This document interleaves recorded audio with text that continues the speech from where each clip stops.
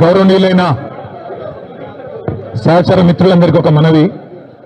ముందుగా ఈ రాష్ట్రంలో గత 18 నెలల అరాచక పాలన వల్ల, ముఖ్యంగా రైతులకు ఇచ్చిన మాట తప్పి మోసం చేసిన కాంగ్రెస్ ప్రభుత్వం యొక్క వైఖరి వల్ల ఆత్మహత్యలు చేసుకున్న 600 మంది అన్నదాతల కోసం, 600 మంది రైతన్నల కోసం ముందుగా ఒక్క నిమిషం నివాళి అర్పించి ఆ తర్వాత మనం మాట్లాడుకుందాం. దయచేసి అందరూ కూడా మౌనంగా ఒక్క నిమిషం లేచి నిలబడవలసిందిగా అందరినీ కోరుతాను.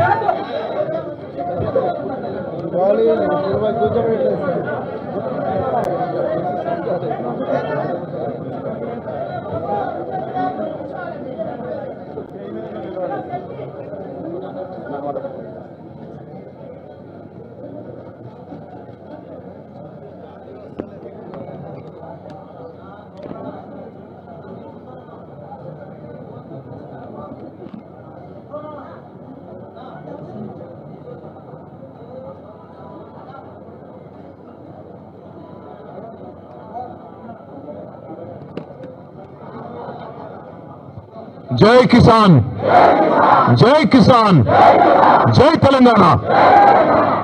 గత 18 నెలలుగా రాష్ట్రంలోని 70 లక్షల మంది రైతుల్ని, అట్లాగే కోట్లాది కుటుంబాల్ని నోటికొచ్చిన హామీ ఇచ్చి, నోటికొచ్చిన వాగ్దానం చేసి, మొత్తంగా 420 హామీలు, 6 గ్యారంటీలు, 100 రోజులు అని డైలాగులు కొట్టి ఆఖరికి గ్యారంటీ కార్డులు ఇచ్చి, అఫిడవిట్లు రాసి, బాండ్ పేపర్ మీద రాసి మోసం చేసి గద్దెనెక్కి 18 నెలల తర్వాత కూడా ఒక్కటంటే ఒక్క హామీ నిలబెట్టుకోగా మీదికెళ్ళి తెల్లారి లేస్తే రంకెలు, తెల్లారి లేస్తే అరుపులు, గావు కేకలు, బూతులు, ఇది తప్ప 18 నెలలుగా చేసిందేమీ లేదు.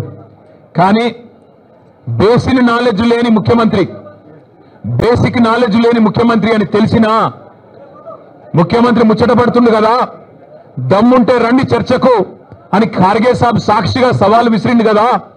కేసీఆర్ వస్తాడా, కేటీఆర్ వస్తాడా, ఎవరు వస్తారో రండి అని తొడగొట్టిండు కదా. వస్తాడేమో అనుకొని ఇక బేసిక్ నాలెడ్జ్ లేదు కాబట్టి ఓ 72 గంటల టైం తీసుకో, ప్రిపేర్ అయ్యి రా, నువ్వు ఎక్కడికి రమ్మంటే అక్కడికి వస్తాం. ఒకవేళ ఎందుకంటే నీకు మాట మీద నిలబడే అలవాటు లేదు కాబట్టి, నువ్వు మాట తప్పుతావని తెలుసు కాబట్టి, నీకు జూలై 8 నాడు 11 గంటలకు మేమే ప్రెస్ క్లబ్కి వస్తాం.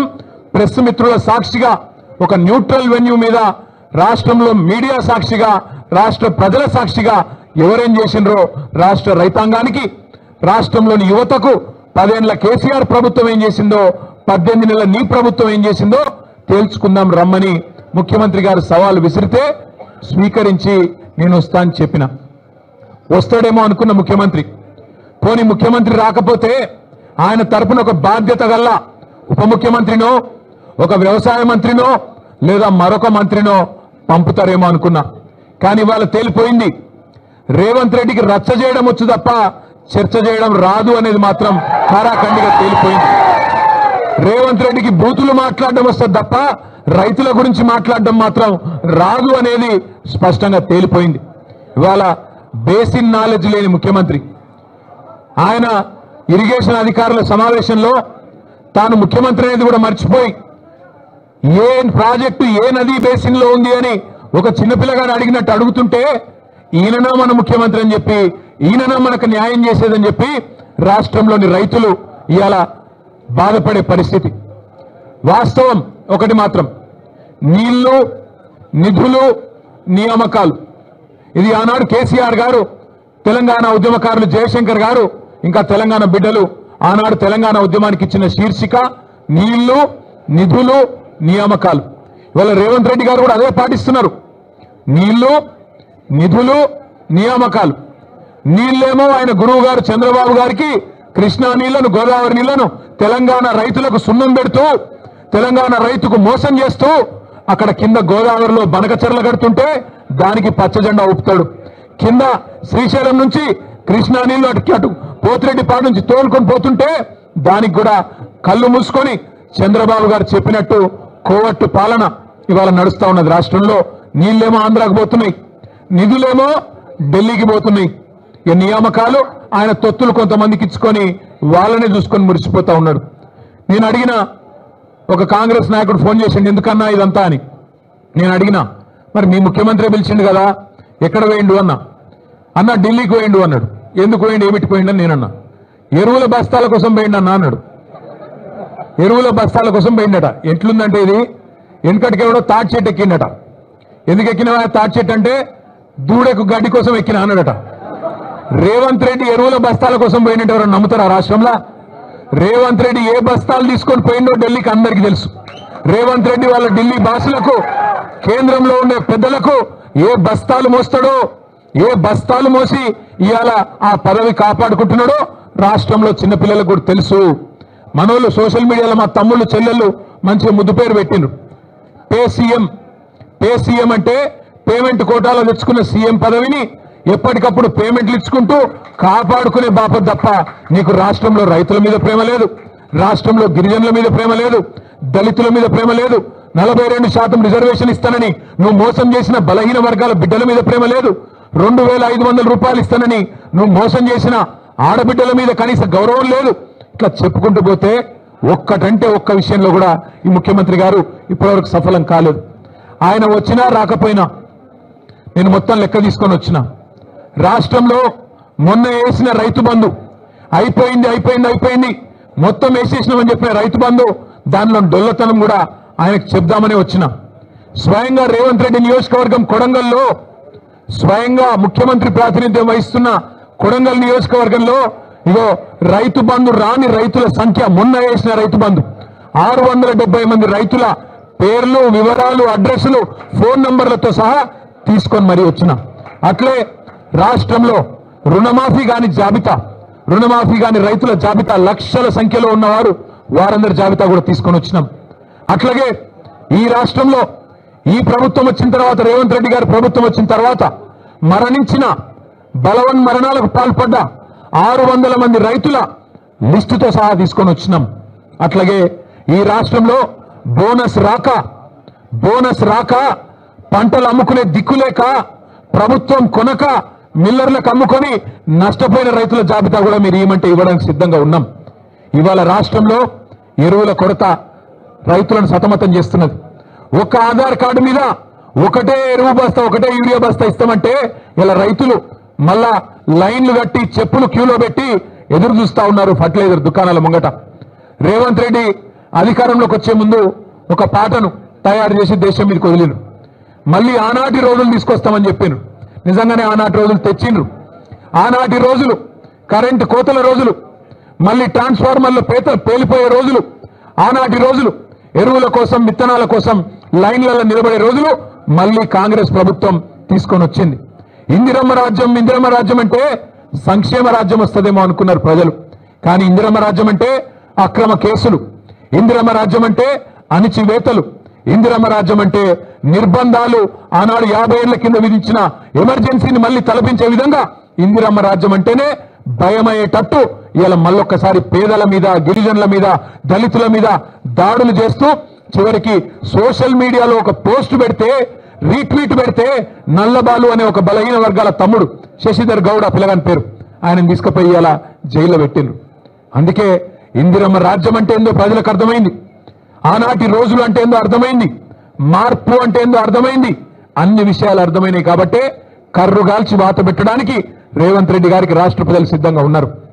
మీ అందరితో, ప్రెస్ మిత్రులతో కూడా వారికి నేను ధన్యవాదాలు చెప్తా ఉన్నా.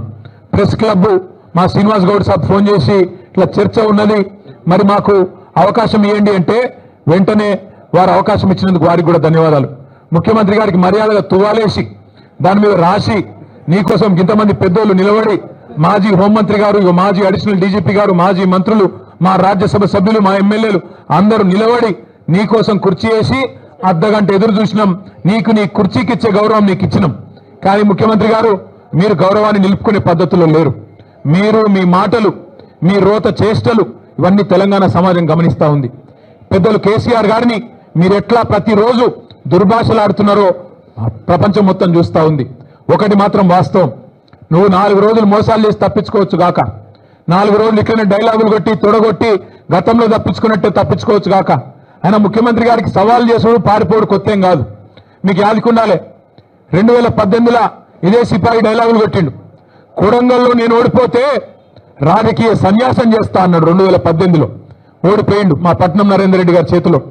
ఓడిపోయిన తెల్లారో మర్నాడో సిగ్గు తప్పి మాట తప్పి మళ్ళీ పార్లమెంట్ ఎన్నికల్లో తగుదునమ్మని మళ్ళా నిలబడ్డాడు. అంతకుముందు కొట్టిండు డైలాగ్ 2015లో జిహెచ్ఎంసీలో కనుక టీఆర్ఎస్ సొంతంగా గెలిస్తే నేను రాజకీయ సన్యాసం తీసుకుంటా అన్నాడు. మళ్ళా అప్పుడు కూడా మాట తప్పిండు. ఇవాళ కూడా తొడగొట్టిండు, సవాల్ చేసిండు. రైతుల మీద యువత మీద ఎప్పుడు వస్తావో రా, కేసీఆర్ వస్తాడా కేటీఆర్ వస్తాడా రండి అన్నాడు. మరి నువ్వు రా రా రా అంటే నేను వచ్చిన, నువ్వేమో పత్తలేవు. రైతు బంధు మీద చర్చ అన్నావు, అదేవిధంగా రైతు శ్రేయస్సు మీద చర్చ అన్నావు, యువతకు ఇచ్చిన ఉద్యోగాల మీద చర్చ అన్నావు. అన్నిటికీ మేము సిద్ధంగానే ఉన్నాం. రేవంత్ రెడ్డి గారికి మళ్ళొక మాట చెప్తా ఉన్నాను, నువ్వు ముఖ్యమంత్రివి, నేను ఒప్పుకుంటా. నువ్వు నాకంటే ఎక్కువ బిజీగా ఉంటావు, నీకు నాకంటే ఎక్కువ పని ఉంటుంది, నేను ఒప్పుకుంటా. అందుకే మళ్ళొకసారి చెప్తా ఉన్నా ముఖ్యమంత్రి గారు, ప్లేస్ మీరే డిసైడ్ చేయండి, టైం మీరే డిసైడ్ చేయండి. ఆఖరికి నీ జూబ్లీ హిల్స్ ప్యాలెస్ కు రమ్మంటే కూడా తప్పకుండా వస్తాం. కానీ మీరు ఏ అంశం మీద చర్చ పెట్టినా మేము సిద్ధంగా ఉన్నాం. కేసీఆర్ తయారు చేసిన గులాబీ దండు గులాబీ సైనికులం సిద్ధంగా ఉన్నాం. మాట్లాడుతూ ముఖ్యమంత్రి ఆయన మంత్రులు కొత్త పదం నేర్చుకున్నారు. మేము కేసీఆర్ రమ్మన్నాం. అరే నీకు నేను ఒకటే అడుగుతున్నా ముఖ్యమంత్రి, మా పిల్లలు సోషల్ మీడియాలో పోస్ట్ పెడితేనే గడగడలాడుతున్నావు, నీకు కేసీఆర్ కావన్నా? చిన్న పిల్లలు కాలేజీలో చదువుకునే పిల్లలు చిన్న పోస్టులు పెడితే దానికే గడగడలాడుకుంటే వాళ్ళని తీసుకుపోయి జైల్లో పెడుతున్నావు, నీకు కేసీఆర్ కావన్నా? నీ లెవెల్కు మేము చాలు, నీ లెవెల్కు మేము సమాధానం చెప్పే సత్తా కేసీఆర్ తయారు చేసిన ఇంతమంది సైనికులకు మాకు ఎవ్వరితోని, నువ్వు నన్నే కాదు, మా ఎమ్మెల్సీలు, మా ఎమ్మెల్యేలు, మా ఎంపీలు, మా మాజీ ఎమ్మెల్యేలు, మాజీ ఎంపీలు, సీనియర్లు, మా పార్టీలో ఏ నాయకుడైనా నీకు సరిపోతాడు నిజానికి. కానీ నువ్వు ముచ్చటపడుతున్నావు, పేరు తీసుకున్నావని నేను వచ్చినా, మళ్ళా నువ్వు ఎప్పుడు పిలిచినా వస్తా. లేదా నీకు చర్చ చేసే ధైర్యం లేదు, స్పీకర్ గారిని అడ్డం పెట్టుకొని మైక్ కట్ చేసుకుంటా అసెంబ్లీనే టైంపాస్ చేస్తా అంటే అది కూడా ప్రజలు చూస్తా ఉన్నారు. నీకు నిజంగానే నిజాయితీ ఉంటే, నిబద్ధత ఉంటే చర్చకు రా, లేకపోతే ముక్కు నేలకు గీసి కేసీఆర్ కు క్షమాపణ చెప్పు. తప్పుడు కూతలు కూసినందుకు రైతు బంధు లాంటి పథకం పెట్టిన మహానాయకుడు, రైతు బీమా లాంటి పథకం తెచ్చిన మహానాయకుడు, భారతదేశ చరిత్రలో మొట్టమొదటిసారి 24 గంటలు రైతుకు ఉచితంగా కరెంట్ ఇచ్చిన నాయకుడు కేసీఆర్. అట్లాంటి నాయకుడిని అడ్డగోలుగా మాట్లాడినందుకు ముక్కు నేలకు రాసి చర్చకొచ్చే దమ్ము లేదు, కేవలం నాకు రచ్చ చేయడం మాత్రమే తెలుసు అని చెప్పి తప్పుకో, క్షమాపణ చెప్పు. అంతేగాని ఇట్లాంటి పనికిమాలిన డైలాగులు, పనికిమాలిన సవాళ్లు మరొకసారి విసిరొద్దు. విసిరితే మాట మీద నిలబడు అని మళ్ళొకసారి విజ్ఞప్తి చేస్తూ, ఈరోజు పెద్ద ఎత్తున కదిలి వచ్చిన మా ఆడబిడ్డలు, మా అన్నదమ్ముళ్ళు పేరు పేరున అందరికీ నమస్కారాలు. చివరిగా ఇంగ్లీష్ మీడియా, హిందీ మీడియా కూడా ఉన్నది, వారి కోసం ఒక 2 మాటలు. हमारे यहाँ के तेलंगाना राज्य के मुख्यमंत्री रेवंत रेड्डी, जिन्होंने 420 वादे तेलंगाना की जनता से करके जीत के गद्दी पे बैठ गए, जिस दिन से जीते, जिस दिन से उनको जीत मिली, जब से वो मुख्यमंत्री बने आज तक एक भी वादा ढंग से अमल नहीं कर रहे। उसके ऊपर आज रेवंत रेड्डी ने हमको ललकारा, हमको चैलेंज किया, या तो केसीआर आए आपके पार्टी से, चाहे केसीआर को बुला लीजिए या केटीआर को बुला लीजिए, मैं चर्चा करने के लिए तैयार हूं कि किसानों के लिए किसने क्या किया, तेलंगाना की युवा के लिए 10 साल में आपने क्या किया, 18 महीने में हमने क्या किया, इस बात पे चर्चा करने के लिए हम तैयार है करके रेवंत रेड्डी जी ने हमको सवाल किया। सवाल को हमने स्वीकारा और आज प्रेस क्लब में हमारे प्रेस भाई और बहनों के सामने यहां पे हमने इंतजार किया आधा घंटा। मुख्यमंत्री जी को एक अच्छी तरह से यहां पे उनके लिए कुर्सी भी सजा के यहां पे हमने रखा, उनका इंतजार भी किया। बट लगता है रेवंत जी को सवाल करना आता है, जवाब सुनने का उनको कोई पेशेंस नहीं है, उनमें कोई सब्र नहीं है। भाइयों, मैं आपसे इतना ही कहूंगा कि ये 420 वादा करने वाली जो कांग्रेस गवर्नमेंट है, इनकी पूरी तरह से इनकी जो रवैया है, इनकी जो सोच है, इनकी जो ढोंग है, ये सब हमारी तेलंगाना की जनता जान चुकी है। राहुल गांधी, मल्लिकार्जुन खड़गे साहब जो पॉलिटिकल टूरिस्ट बन के आए, यहां पे SC/ST declaration, BC declaration, Telangana youth declaration, 2 lakh युवाओं को रोजगार, ये सब वादा किया। ये तेलंगाना की समाज आज हर चीज नोट कर रही है। आज मुख्यमंत्री के लिए हमने इंतजार किया, वो आए नहीं। हम तो तैयार हैं, आगे भी मुख्यमंत्री अगर प्लेस तय करेंगे, डेट तय करेंगे, जहां भी वो बुलाएंगे हम तैयार रहेंगे, हम आएंगे। और साथ ही साथ आखिरी में मैं इतना ही कहूंगा कि कांग्रेस पार्टी की गद्दारी, कांग्रेस पार्टी की जो फरेब आज तेलंगाना की जनता को समझ आ गई। पता नहीं क्यों मोदी जी को नहीं समझ आ रहा है। बार बार आते हैं मोदी जी और अमित शाह जी और कहते तो बातें तो बहुत करते हैं, आके कहते हैं कि रेवंत रेड्डी यहां पे तेलंगाना गवर्नमेंट को कांग्रेस पार्टी के लिए एटीएम बना दिया, पर कोई कार्रवाई नहीं होता, कोई इन्वेस्टिगेशन नहीं होता, ना रेवंत रेड्डी पे, ना उनके मिनिस्टरों पे, ना उनके झूठे वादों पे, ना उनके किस्सों पे। मैं आपको दो चीज सुनाता हूं। रेवंत रेड्डी ने अपने खुद के साले को 1100 करोड़ का प्रोजेक्ट दे दिया अमृत स्कीम में। उस पे हम गए दिल्ली, शिकायत किए, केंद्र सरकार से रिक्वेस्ट किए कि आप जांच करिए, कोई कुछ नहीं होता। यहां पे आते हैं, कहते हैं कि ये बड़ा वसूली कर रहे हैं, पर कोई कार्रवाई नहीं होता, कोई ईडी नहीं आती, कोई सीबीआई नहीं, कोई आईटी नहीं। साथ ही साथ यहां पे एसएलबीसी टनल टूट जाता है, कोई एनडीएसए नहीं आता। यहां पे वट्टम पंप हाउस डूब जाता है, कोई एनडीएसए नहीं आता। यहां पे पेद्दावागु प्रोजेक्ट बह जाता है, कोई एनडीएसए नहीं आता। इस हद तक कि यहां के तेलंगाना जनता को समझ आ गया कि बीजेपी आज रेवंत रेड्डी को बचाने में लगी है। इसलिए मैं भाइयों में आपसे इतना ही कहना चाहूंगा कि दोनों नेशनल पार्टीज ने तेलंगाना के साथ वादा जो किया उस पे वादा पे नहीं खड़े रहे, चीट किया। इसलिए हम हमेशा तैयार है, हमेशा तेलंगाना की आवाज बन के तैयार रहेंगे, आगे भी ये लड़ाई जारी रखेंगे। మీ అందరూ కూడా మళ్ళొకసారి హృదయపూర్వకంగా పెద్ద ఎత్తున వచ్చినందుకు ధన్యవాదాలు. మా తమ్ముడు ఎర్రోల శ్రీనివాస్ గారు గుర్తు చేస్తా ఉన్నారు, అన్న అశోక్ నగర్ లో రేవంత్ రెడ్డి గారు, రాహుల్ గాంధీ గారు 2 లక్షల ఉద్యోగాలు ఇస్తామని మన యువతకు ప్రామిస్ చేసినారు మొదటి సంవత్సరంలోనే. ఈ రోజు వరకు 6,500 ఉద్యోగాలు కూడా రాష్ట్ర ప్రభుత్వం భర్తీ చేయలేదు. ఆ విషయం గుర్తు చేయండి అని చెప్తా ఉన్నారు. రాష్ట్రంలోని యువతకు ఇవాళ అర్థమైపోయింది. 2 ఉద్యోగాలు సంపాదించుకున్నారు. ఒకడు రాహుల్ గాంధీ అక్కడ ప్రతిపక్ష నాయకుడు అయిండు, రెండోది రేవంత్ రెడ్డి గారు ముఖ్యమంత్రి అయిండు. మీకు 2 లక్షల ఉద్యోగాలని చెప్పి మీ చెవులో పువ్వులు పెట్టి మరి ఇవాళ 2 మాత్రం ఉద్యోగాలు సంపాదించుకున్నారు. తెలంగాణ యువత ఉద్యోగాల కోసం చెలో సెక్రటేరియట్ అంటే వాళ్ళని మాత్రం తీసుకుపోయి జైళ్లలో పెడతా ఉన్నారు. అందుకే తెలంగాణ యువత, తెలంగాణ విద్యార్థి లోకంతో కూడా మా విజ్ఞప్తి, మా ప్రార్థన, గత 10 ఏళ్ళు ఎట్లుండే మరి ఇప్పుడు ఈ ప్రభుత్వం ఎట్లున్నది మీరే బేరీ చేయండి. ఫీజు రీయింబర్స్మెంట్ వస్తలేదు. ఒక్క మెడికల్ కాలేజ్ కూడా కేసీఆర్ గారు ప్రారంభించిన కాలేజీల్లో కూడా ఇలా సవ్యమైన పర్యవేక్షణ లేక, సవ్యమైన పరిస్థితులు లేక వాటిని కూడా మూతపడేసే పరిస్థితి వచ్చింది. గురుకులాలు నడుస్తలేవు. గురుకులాల్లో ఒకనాడు అద్భుతమైన ఫలితాలు వచ్చేదన్నాడు ఆర్ఎస్ ప్రవీణ్ కుమార్ గారు సెక్రటరీగా ఉండి కేసీఆర్ గారి నాయకత్వంలో అద్భుతంగా మనం ముందుకు తీసుకుపోయినాం. మా సబితక్క విద్యాశాఖ మంత్రిగా ఉన్ననాడు, బలహీన వర్గాల శాఖ మంత్రిగా కమలాకరణ ఇంకా ఇతర పెద్దలు ఉన్నప్పుడు బ్రహ్మాండంగా నడుపుకున్నాం. కానీ ఈ రోజు అడ్మిషన్లు తగ్గిపోయినాయి, అదేవిధంగా అక్కడి నుంచి ఫలితాలు తగ్గిపోయినాయి. చివరికి పిల్లలకు నాణ్యమైన భోజనం పెట్టలేక కల్తీ భోజనం పెడితే ఇప్పటికి 90 మంది పిల్లలు చనిపోయిన పరిస్థితి గురుకులాల్లో ఉన్న మాట గమనించాలని చెప్పి నేను కోరుతా ఉన్నా. రాష్ట్రంలో అన్ని వ్యవస్థలు అస్తవ్యస్తం చేసినారు. ఒకటి కాదుగా మా పంచాయతీరాజ్ శాఖ మంత్రిగా పనిచేసిన దయాకర్ రావు గారు చెప్తా ఉన్నారు, గ్రామాలు అన్యాయం అయిపోయినాయని. గ్రామాలు కాదు, పట్టణాలు కాదు, రాష్ట్రం మొత్తంలో కూడా పాలన పడకేసింది. కేవలం పర్సెంటేజ్ల వ్యవహారమే నడుస్తా ఉన్నది. అందుకే నేను మీ అందరితో ప్రార్థించేది, గౌరవ పెద్దలు కేసీఆర్ గారి నాయకత్వంలో ప్రజల పక్షాన, ప్రజల గొంతుకై మన పోరాటం నిరంతరం కొనసాగిద్దాం. పెద్ద ఎత్తున విచ్చేసిన మీ అందరికీ కూడా మళ్ళొకసారి హృదయపూర్వకంగా నమస్కారాలు, ధన్యవాదాలు. జై తెలంగాణ. కేసీఆర్ గారి నాయకత్వం.